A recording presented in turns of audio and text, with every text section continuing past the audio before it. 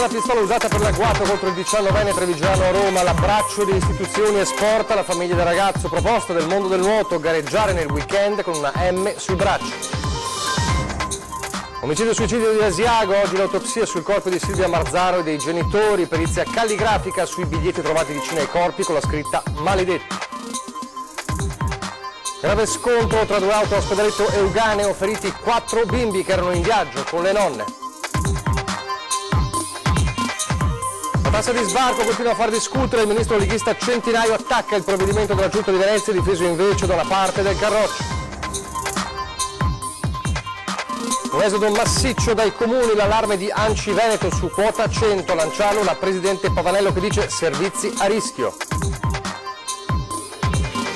Con la sua terza media faceva il chirurgo plastico in Romania, 39enne veneziano smascherato da un'inchiesta giornalistica. In pensione dopo 30 anni alla squadra mobile di Treviso, una delle memorie storiche dell'indagine antidroga, Loris Michelon, che sullo spaccio di oggi dice preoccupa la diffusione dell'eroina. Poco più di una settimana fa aveva festeggiato i 108 anni, si è spenta Palmira Pessotto, la nonna della marca trevigiana. Telespettatori di Antenna 3, buongiorno, ben trovati, la prima edizione dei nostri telegiornali. In primo piano ancora il dramma del 19enne Manuel Matteo Bortuzzo che, come sappiamo, purtroppo secondo i medici non camminerà più dopo l'agguato terribile di sabato sera a Roma. Una svolta importante nelle indagini con il ritrovamento della pistola usata proprio per quell'atto criminoso, la pista è ancora quella dello scambio di persona, e poi il mondo delle istituzioni e dello sport ancora molto molto vicino alla famiglia del ragazzo. Solidarietà e preghiere da una parte, indagini dall'altra. Tutti per Manuel, per il dramma di un 19enne che sognava le Olimpiadi e ora dovrà fare i conti con la paralisi. La terribile diagnosi dei medici, dopo i maledetti spari di Roma, hanno creato un'onda di affetto attorno alla famiglia di Manuel Matteo Bortuzzo. Ieri sera gli amici tutti insieme nella corsia dell'ospedale San Camillo, nella foto postata da papà Franco sulla sua pagina Facebook. Le istituzioni e lo sport, il nuoto in particolare, vicini al dramma del ragazzo. E da un altro asso del nuoto veneto, Andrea Lanzarini, la proposta a tutti coloro che sono impegnati in gare in vasca nel weekend, disegnarsi una M nera sul braccio sinistro in segno di vicinanza. Anche il Veneto è pronto ad aiutare. Voglio che i genitori di Manuel sappiano fin d'ora, ha detto il governatore Luca Zaia, che per quanto riguarda cure mediche, ricoveri, riabilitazione, interventi sanitari di qualsiasi tipo a livello, il Veneto c'è e ci sarà, sempre. Una famiglia distrutta che, come tutti, spera nel miracolo, anche a Morgano. Ho sentito anche la famiglia e con la forza magari anche della fede, chiamala come vuoi, crediamo che il miracolo possa accadere. Il padre mi diceva è ancora troppo presto. I medici logicamente devono essere scienziati e si misurano con i mezzi, strumenti a disposizione, però la speranza è l'ultima a morire, per cui vogliamo credere in un miracolo, nella speranza, perché un ragazzo forte, una famiglia determinata è altrettanto forte, la comunità si stringe assolutamente con altrettanta determinazione attorno a loro. Sabato sera voi vi riunite per un momento di preghiera. La proposta che ha fatto il parroco, sempre nel rispetto della volontà dei genitori e della famiglia, è quella di trovarci durante la messa del sabato sera e di avere un momento di un pensiero, sicuramente una preghiera. Intanto le indagini proseguono con un passo avanti. Il ritrovamento della pistola usata nella sparatoria gettata in un prato di Acilia. Sequestrata dagli agenti della squadra mobile ieri pomeriggio e ora è nei laboratori della scientifica in attesa di essere analizzata. Fin dal primo momento alcune testimonianze avrebbero indirizzato l'attenzione degli investigatori su una gang che si annida tra le case popolari del cosiddetto villaggio giuliano. Gli investigatori hanno in mano anche il video della telecamera esterna alla vicina tabaccheria. 3 colpi esplosi da 2 persone su uno scooterone scuro. Resta l'ipotesi dello scambio di persona, ma gli inquirenti non escludono nemmeno l'altra strada, per quanto lontana, che qualcuno cioè ce l'avesse proprio con Manuel e la fidanzatina, finiti sotto tiro in quel maledetto sabato sera che ha spezzato per sempre i sogni di un ragazzo. Ed ora la tragedia terribile di Asiago, l'omicidio-suicidio, questa è l'ipotesi di reato dell'inchiesta aperta dalla Procura, con oggi prevista l'autopsia sui corpi di Silvia Marzaro, la 43enne di Milano, che appunto avrebbe avvelenato i suoi genitori prima di togliersi la vita. Le indagini comunque proseguono per chiarire le dinamiche di questa tragedia, con ancora molti punti non chiari. Ci fa il punto della situazione la nostra Ilaria Marchiori da Milano. Ilaria. Buongiorno da Milano, sarà eseguita oggi l'autopsia sui corpi delle 3 salme trovate morte ad Asiago. I genitori ultra ottantenni sarebbero passati dal sonno alla morte. La figlia 43enne Silvia deceduta invece qualche ora dopo, forse dopo averli vegliati. Il decesso di tutti e 3 risalirebbe a circa un giorno prima, un arco temporale che è stato calcolato sia sulla base delle condizioni dei corpi sia sull'ultimo WhatsApp fra Silvia e il fidanzato, un fotografo milanese di 63 anni, poco prima della mezzanotte. Una conversazione su come era trascorsa la domenica che però, ha raccontato l'uomo, si è interrotta senza concludersi da parte di Silvia perché questa, l'ipotesi più verosimile, sarebbe svenuta sotto l'effetto delle benzodiazepine che aveva assunto. Il corpo infatti è stato trovato a terra vicino alle scale, sul pavimento una macchia di sangue, perdendo i sensi aveva sbattuto la nuca sullo stipite della porta procurandosi una ferita, però non così grave da essere letale. Un altro elemento che è stato notato: Silvia aveva 2 cinture dell'accappatoio legate attorno al collo e una ferita profonda appunto sulla testa. Altre 2 cinture di stoffa sporche di sangue sono state invece trovate nel bagno, un particolare sul quale si stanno interrogando gli inquirenti. Ancora, durante il sopralluogo i carabinieri avrebbero trovato 2 messaggi scritti a penna in stampatello. Il primo si legge "Maledetti", scritto su un foglio del block notice scoperto nella camera da letto di Silvia. Il secondo invece: "La pagherete tutti, Dio vi giudicherà, maledetti", ed era invece su un foglietto appallottolato e strappato a metà, gettato in un cestino dei rifiuti. Entrambi verranno sottoposti a perizia calligrafica per fugare ogni dubbio su chi sia stato a scriverli. Per il momento da Milano è tutto, restituisco la linea allo studio.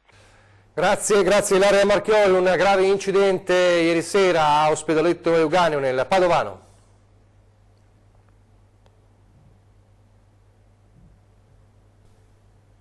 I 4 nipoti di 15, 9, 6 e 2 anni che viaggiavano con le nonne. Tutti in ospedale a Monselice le persone coinvolte, per loro solo ferite leggere. Sono le 19:35 di mercoledì quando sulla strada regionale 10 a Ospedaletto Euganeo, all'incontro con via Vallancon, si scontrano un Opel Corsa e un Alfa Romeo. Le 2 auto hanno un impatto violentissimo. Sul posto arrivano i vigili del fuoco che estraggono i feriti e 3 ambulanze del SUEM 118. Sulla dinamica dell'incidente stanno lavorando i carabinieri di Este.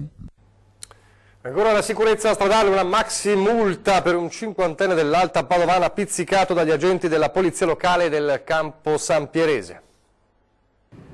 Viaggiava nel territorio comunale di Loreggia su un'auto sotto sequestro, mancante di assicurazione e senza il minimo rispetto per le regole del vivere civile, oltre che per il codice della strada. Si è lanciato in un sorpasso pericoloso con il rosso al semaforo. Peccato che a notare la scena ci fosse una pattuglia della polizia locale del Campo Sampierese che pensava di trovarsi davanti a un'unica infrazione grave, scoprendone invece una lunga serie.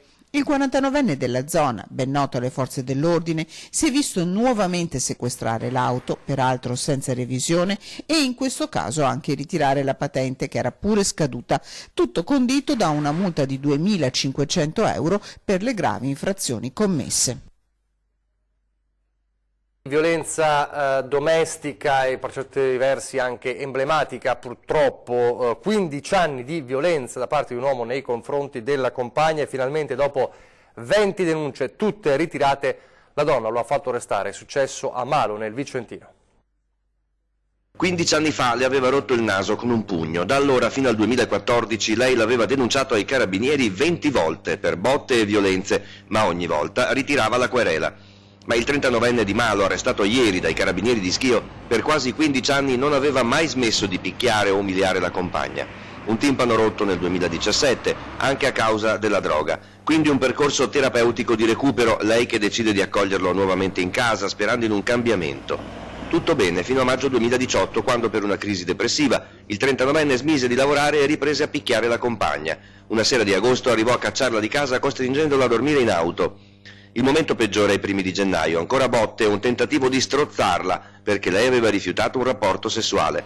A quel punto la donna ha deciso di denunciarlo e di farsi refertare le ferite ricevute. I carabinieri di Schio, stante la gravità dei fatti e il pericolo per l'incolumità della donna, Hanno avviato le indagini e ottenuto dalla procura l'immediata notifica dell'arresto. Il violento starà ai domiciliari presso la casa della madre a Malo. La politica adesso, a partire da una nomina importante all'interno della Lega, con Matteo Salvini che ha scelto il sindaco di Treviso Mario Conte come coordinatore veneto degli enti locali a guida leghista, prendendo di fatto il posto di Massimo Bitonci. Un annuncio dato dallo stesso Mario Conte ieri sera a 20:10. Sentiamo una parte, allora, un estratto della trasmissione. È responsabile degli enti locali per la Lega. Sì, della Regione Veneto. Del Veneto. Cosa significa? Ma no, semplicemente è l'anello di giunzione, diciamo, tra coloro che rivestono cariche amministrative, quali sindaci, consiglieri comunali, eccetera, e la parte politica, in modo da poter coordinare le attività politiche amministrative e per essere sempre un riferimento all'interno del direttivo nazionale, per poter portare le istanze che magari gli amministratori vivono quotidianamente all'interno delle proprie amministrazioni con la parte politica, che poi è il nostro riferimento anche a livello governativo, a livello centrale romano. Quindi ringrazio ovviamente la Lega per questa ennesima opportunità, credo che sia un riconoscimento del grande lavoro non tanto svolto da Mario Conte, ma svolto da tutti i militanti e sostenitori della Lega di Treviso che mi hanno sostenuto, che mi stanno sostenendo e con i quali tutti i giorni mi confronto sui temi legati alla nostra città. Quindi è un incarico che io ci tengo a condividere, che cercherò di svolgere nel migliore dei modi. La Lega ha una gran fortuna, ma che non è una fortuna, credo che sia veramente la bravura anche di chi mi ha preceduto, che è quella di aver coltivato una classe politica di giovani molto, molto forte, molto dinamica, molto motivata, e quindi siamo veramente in tanti a poter ricoprire dei ruoli anche importanti. Credo che questo sia il valore aggiunto che il nostro partito oggi riesce ad esprimere nei territori. Intanto, proprio da un ministro leghista, Gianmarco Centinaio, arriva l'attacco più duro alla tassa di sbarco di Venezia. Un provvedimento inutile e dannoso che ci trasforma in un paese turista repellente. Così il ministro all'agricoltura Gianmarco Centinaio bolla la tassa di sbarco per Venezia, approvata durante l'ultima seduta della Giunta Brugnaro. Mi ricorda tanto un vecchio film, attacca l'esponente della Lega, postando sui social una celebre scena di Non ci resta che piangere. Ehi! Chi siete? Siamo due che... Cosa fate? Cosa portate? Niente, roba... Sì, ma quanti siete? Due, siamo io e lui, dietro non c'è... Un fiorino. Si paga. Un fiorino. A difesa del sindaco veneziano, ma soprattutto all'attacco dell'esecutivo, si schiera la capogruppo di Forza Italia alla Camera, Maria Stella Gelmini. Qualcuno faccia sapere al ministro in vita che la norma quadro sulla tassa di sbarco era contenuta nella finanziaria. È una lega di lotta e di governo, ironizza la deputata azzurra. Intanto dall'interno di Cafarsetti alza la voce la consigliera pentastellata Elena La Rocca. Non siamo contrari al contributo in sé, puntualizza, anche perché siamo stati noi a proporlo per primi. Ma Brugnaro ha mancato di rispetto al Consiglio Comunale. Ricordiamo tutti insieme al Sindaco che i regolamenti sono una competenza del Consiglio Comunale e che non può passare sopra le persone così, in questo modo come ha fatto. Si tratta di scorrettezza istituzionale. Preoccupazione dei pentastellati anche sulla destinazione delle risorse che saranno raccolte con la tassa. Per noi è fondamentale destinare gli introiti della tassa di sbarco al sostegno della residenzialità, al sostegno dell'artigianato e per la gestione dei flussi. Duro invece il giudizio di Federconsumatori su quella che viene definita un'assurda tassa d'ingresso per i turisti. Visitare liberamente la città è un diritto, sostengono dall'associazione, no ai provvedimenti per fare cassa sui grandi numeri. Le preoccupazioni invece di Anci Veneto sono per gli effetti di quota 100 nei municipi, l'allarme della Presidente regionale. Con quota 100 nei comuni si rischia un esodo anticipato e massiccio che creerà non pochi problemi. L'allarme arriva dalla Presidente di Anci Veneto, Pavanello, che esprime le sue preoccupazioni. Tutti siamo d'accordo di avere un ricambio generazionale, ma le procedure attuali per il reclutamento del personale dei comuni ci lasceranno certamente scoperti per più di un anno con queste procedure che ci sono oggi, e siccome se facciamo, partendo anche dal Comune di Milano, un po' le potenziali persone che possono usufruire, ci sono 7 figure apicali, e 7 figure apicali che lasciano tutte insieme vuol dire che il Comune non è in grado di portare avanti neanche le attività delle funzioni fondamentali. Sappiamo che oggi soprattutto i comuni qui del Veneto sono sotto organico. L'età media è di 56 anni, più si unisce questo provvedimento, non siamo proprio in grado non è che possiamo prendere del personale a tempo determinato, lavoro interinale, no, non è possibile per tutta una serie di regole che si sovrappongono, e quindi non siamo in grado di erogare i servizi, quindi veramente spero che venga accolto l'appello dei comuni. Ciò che preoccupa maggiormente sono le tempistiche concorsuali. Si parla di almeno 8 mesi, ma nel frattempo... Qui non è semplice pensare che ci siano procedure semplificate, e quindi noi siamo molto preoccupati. Torniamo alla cronaca, ci colleghiamo con il nostro Tommaso Stoppa in diretta telefonica da Venezia. Ci racconta una storia incredibile di un 39enne che in Romania era un quotatissimo chirurgo plastico, ma aveva un piccolo problema, diciamo, di carriera scolastica. Tommaso, raccontaci. Sì, buongiorno da Venezia. Davvero clamorosa la vicenda di questo 39enne nato in Laguna, Matteo Politi, che era riuscito a lavorare nelle più prestigiose cliniche private della Romania come chirurgo plastico, spacciandosi per uno dei maggiori luminari degli Stati Uniti, quando in realtà aveva soltanto la terza media. Lui, Matteo Politi, si faceva passare per questo Matthew Mode, un alias che si era inventato con tanto di documenti falsi, titoli di un certo prestigio delle più grandi università americane, tutto assolutamente fabbricato, ed era riuscito a ingannare le autorità rumene. La sua vera identità è stata scoperta non dalle forze dell'ordine, ma da un'inchiesta giornalistica di un quotidiano della Romania, che era partito da alcune confidenze fatte da un infermiere che metteva in dubbio l'abilità di questo sedicente chirurgo, lo descriveva come impacciato e incapace di seguire anche i protocolli di base di questa professione, come lavarsi le mani o indossare i guanti in lattice durante gli interventi, quindi un'attività non soltanto truffaldina ma anche pericolosa. Sono usciti anche i precedenti di questo personaggio, che aveva patteggiato a Verona 1 anno e mezzo di reclusione per una vicenda simile avvenuta qui in Italia. In quel caso aveva rubato l'identità di un vero medico per poter svolgere questa professione in maniera abusiva. Per il momento da Venezia è tutto, ulteriori aggiornamenti nelle prossime edizioni dei nostri telegiornali. Grazie a Tommaso Stoppa, davvero incredibile questa vicenda. Pochi istanti di pubblicità, poi torneremo a parlare di cronaca.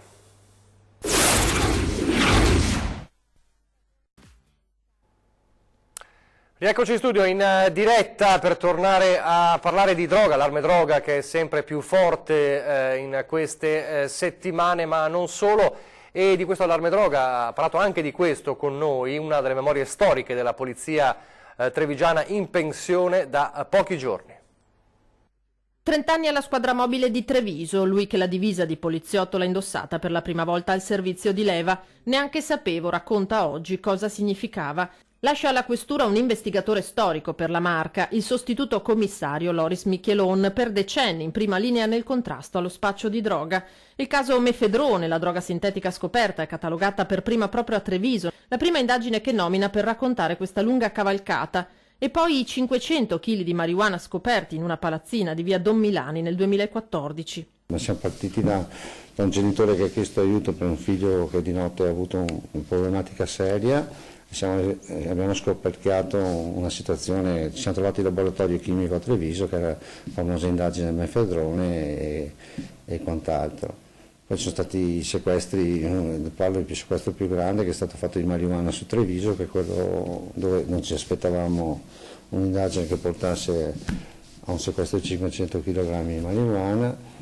Ci sono stati anche qualche indagine su omicidi, tipo quello dell'omicidio Schilacci di Conegliano. Genitori con figli consumatori di stupefacenti, ragazzini trasformati in spacciatori, di storie come queste ne ha incrociate tante. C'erano persone che si presentavano solamente per ottenere un consiglio o per capire un attimo come potevano approcciare con il figlio, che avendo una famiglia anche ti metti dalla parte del papà e della mamma. Ha visto cambiare profondamente il fenomeno droga in questi 30 anni. Attualmente c'è parte delle droghe sintetiche, c'è il problema del discorso sia della marijuana ma anche dell'eroina gialla che sta prendendo molto piede, o l'eroina in genere insomma. Per intercettare il disagio di un figlio c'è una sola ricetta, dice. Quando il figlio non ha nessun interesse, tipo uno sport, un hobby e la scuola, secondo me là bisognerebbe stare un attimo attenti dove sono gli interessi del figlio. Ora, conclude, vuole dedicare alla moglie e ai 2 figli il tempo che lavorando ha tolto loro e godersi il nipotino in arrivo. Sono stato contento, la polizia mi ha dato tanto, ho dato anch'io tanto, la polizia penso aver dato tanto, ho avuto un grande gruppo, perché la squadra è la cosa più importante che c'è. Se non c'è la squadra non si va da nessuna parte. Prima viene la salute dei cittadini, poi vengono le strade, una delle scritte di grande formato che sono comparse in un rione di Bovolenta, i residenti in lotta contro il progetto di una strada camionabile vicino alle strade, in strada ci sono anche le nonne che battagliano. Fin dove siete disposti ad arrivare nella protesta? Il più possibile, di fare tipo una lotta, anche a fermare anche le ruspe. Fin dove potete arrivare a protestare, signora? Ma facciamo saltare anche le ruspe con le bombe, rischio di andare in prigione. Noi andiamo sempre avanti, perché abbiamo visto sue robe valide e sulla salute nostra, noi andiamo avanti. Cittadini del rione Via Dante, Viale Italia, preoccupati per la loro salute e arrabbiati con il comune che dopo 18 anni avrebbe rispolverato il progetto della bretella camionabile. Una strada che servirebbe a non far più passare per il centro del paese i camion, ma il cui tracciato è previsto ai piedi dell'argine destro del Bacchiglione, a ridosso delle case del quartiere dove vivono 65 famiglie, più di 150 persone. E noi siamo qua, chiusi in un cattino. Se succede come a Bologna questa estate, qua chi è che si salva? Soltanto che purtroppo abbiamo un'amministrazione che non ascolta i cittadini. Perché qua siamo su una vasca qua tutti i smoghi che passa dopo mesi pesanti e roba e viene tutti quanti qua dentro. C'è poi l'equilibrio idrogeologico. È bene ricordare che Bovolenta nel 2010 patì l'alluvione del Bacchiglione.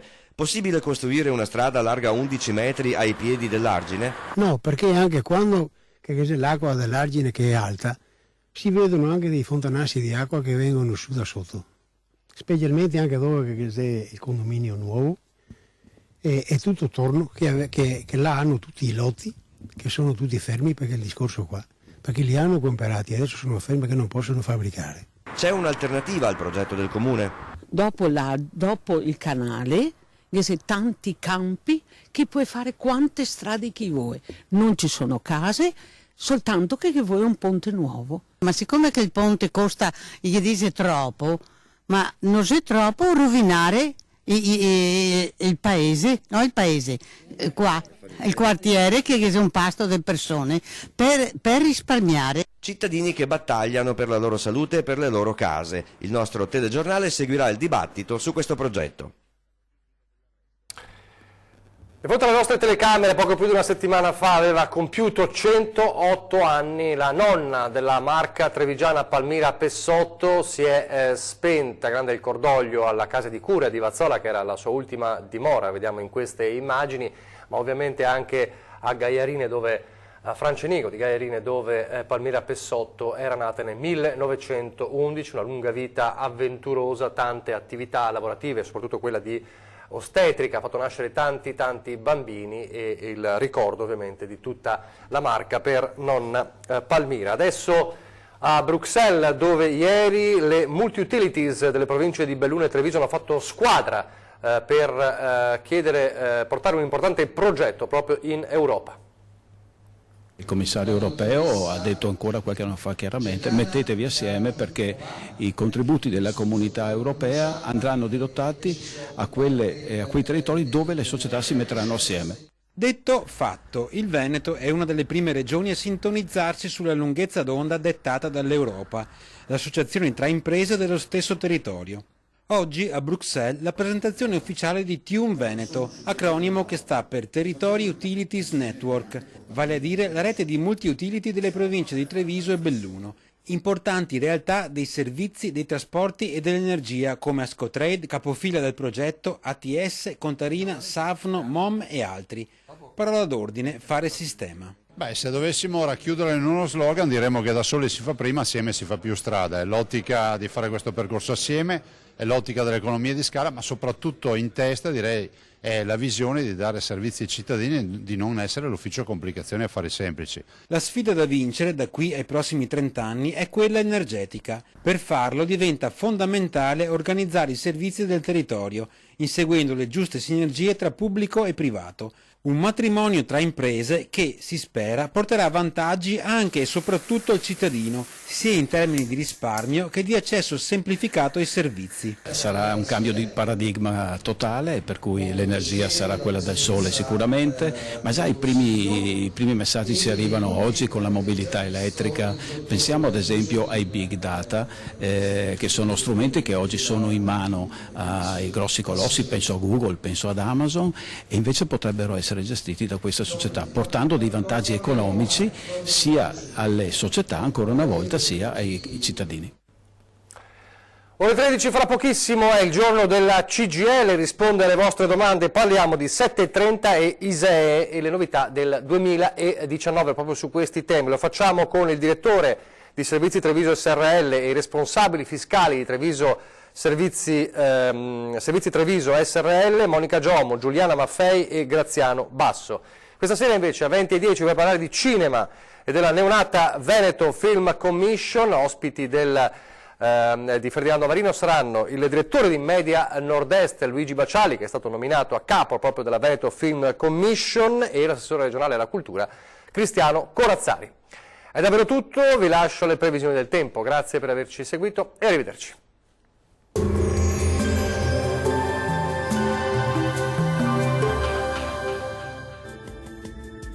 Ben ritrovati al meteo, tempo sempre stabile sul Triveneto. Nel dettaglio, sul Veneto cielo sereno, al massimo poco nuvoloso su tutti i settori. Non sono previste precipitazioni degne di nota. Temperature minime comprese tra -1 e 0 gradi, massime tra i 9 e gli 11 gradi. Diamo ora uno sguardo al Friuli Venezia Giulia. Sarà ampiamente soleggiato su tutti i settori ed il cielo si presenterà sereno e sgombro da nubi ovunque. Temperature minime previste tra -1 e 0 gradi, massime comprese tra 9 e 11 gradi. Vediamo infine la situazione del Trentino Alto Adige. Il cielo si presenterà sereno e limpido su tutti i settori. Locali foschie saranno possibili sul settore settentrionale. Non sono previste precipitazioni degne di nota. Temperature minime tra -5 e 1 grado, massime comprese tra 8 e 11 gradi.